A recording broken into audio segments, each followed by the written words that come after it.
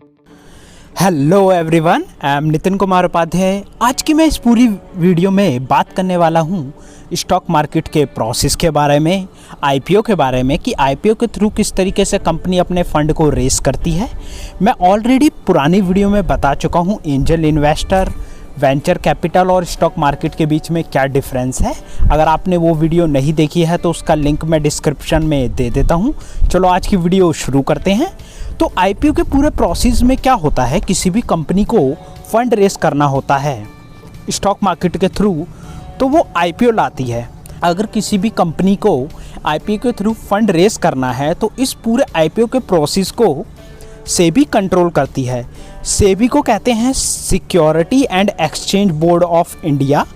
जैसे कि हमारे देश में आरबीआई बैंक को रेगुलेट करती है, आरबीआई मतलब reserve bank of India bank को रेगुलेट करती है, उसी तरीके से सेबी कैपिटल मार्केट को रेगुलेट करती है। तो साहिल की जो XYZ कंपनी है उसको 1000 करोड़ फंड रेस करने हैं आईपीओ के थ्रू, तो वो सबसे पहले क्या करेगी, इन्वेस्टमेंट बैंक्स को हायर करेगी। और जो इन्वेस्टमेंट बैंक है वो XYZ कंपनी को आईपीओ से रिलेटेड चीज़ों के बारे में गाइड करेंगे। साथ ही साथ वो DRHP भी बनवाएंगे। ये DRHP क्या होता है, ड्राफ्ट रेड हियरिंग प्रॉस्पेक्ट्स। इसमें क्या होता है, कंपनी की हिस्ट्री होती है, फाइनेंशियल स्टेटमेंट होते हैं, प्रमोटर और मैनेजमेंट की इंफॉर्मेशन होती है, फ्यूचर प्लान्स होते हैं और कंपनी की और अदर इंफॉर्मेशन होती है।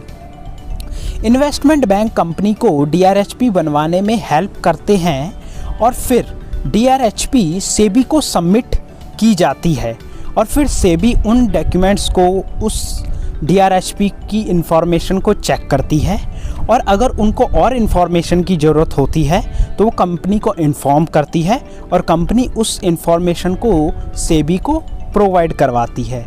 और इस सारे प्रोसेस के बाद अगर सेबी डॉक्यूमेंटेशन से सेटिस्फाई हो जाती है तो सेबी कंपनी को आईपीओ लाने के लिए अप्रूवल दे देती है।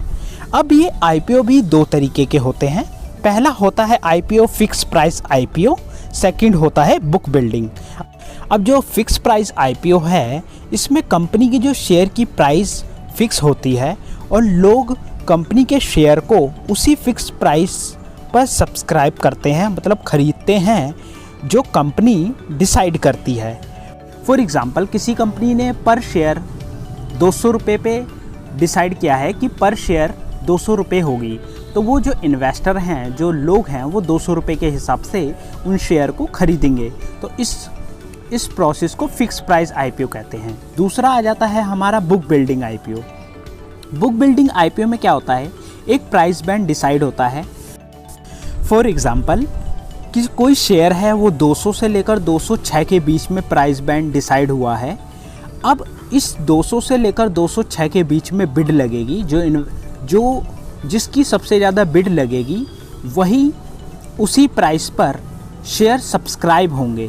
फॉर एग्ज़ाम्पल 200 से लेकर 206 के बीच में प्राइस बैंड बनाया और लोगों ने बिड लगाई 206 रुपये की, तो 206 रुपये के हिसाब से शेयर सब्सक्राइब होंगे, मतलब ख़रीदे जाएंगे। और जो 200 जो सबसे मिनिमम प्राइस है उसे कहते हैं फ्लोर प्राइस और 206 है उसे कहते हैं कैप प्राइस। और जनरली जो ये आईपीओ होता है ये 3 दिन के लिए खुला रहता है और ये इन्वेस्टर या ट्रेडर या लोग इसमें इन्वेस्ट करते हैं, उन्हें कंपनी में हिस्सेदारी मिल जाती है और कंपनी को फंड मिलता है अपने बिजनेस को एक्सपेंड करने के लिए। और इसी आईपीओ के थ्रू कंपनी 1000 करोड़ का फंड रेस कर लेती है। और एक बार ये आईपीओ का प्रोसेस पूरा हो जाता है तो जो कंपनी है वो NSE और BSE पे लिस्ट हो जाती है। उसके बाद कोई भी उस शेयर को ईज़िली सेल और बाय कर सकता है।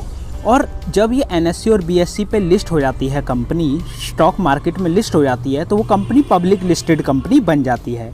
तो और आज की वीडियो के लिए भी please like, subscribe and comment. तो थैंक यू आज की वीडियो